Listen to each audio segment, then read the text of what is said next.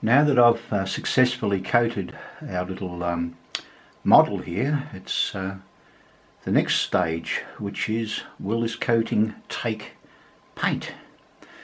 And the only way to find that out is paint it. So I'm going to be using some Acrylic interactive paint. It's pretty impressive stuff, this, in as much as that normal acrylic, you've got probably 15-20 minutes working window, and then after that it firms up, puts skin over the layer, and you can't work it anymore.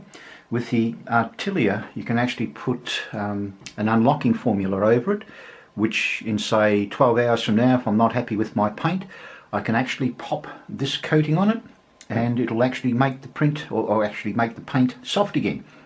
So you can actually rework it for layering. And to extend the life a little bit more, you just use a fine mist, which is, this is just filled with water. It's just an atomizer, and that'll give you a bit more time if you need it.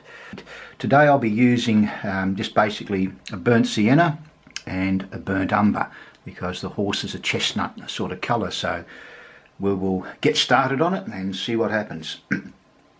I tend not to use a lot of water. In fact, I don't have any water here whatsoever at the moment, so just squeeze a bit out and we'll get started. And here we go.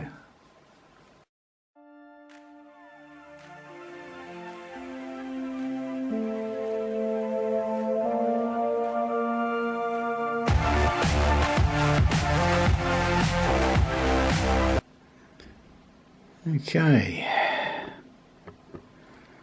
there's the finished result. As you can see, the paint has taken very well to the model. So for those that are wondering, can you paint over polyurethane, the answer is yes, you can. Now I've also done another little test over here with another model. Now this time I've had a bit of fun with it. This is spray paint, so again, spray paint straight over the top of the polyurethane, no sanding. And the top bit here, I've actually coated it again with polyurethane, so you can spray straight over and put a gloss directly over the top. The other side here, this is nail polish in different colours of it. This is paint through the middle, and again I've just put another strip of polyurethane over the top of the paint, and you can see the result. So I think this is working really well for those that want to paint their models. Certainly beats the daylights out of grabbing sandpaper and filler and all the rest of it.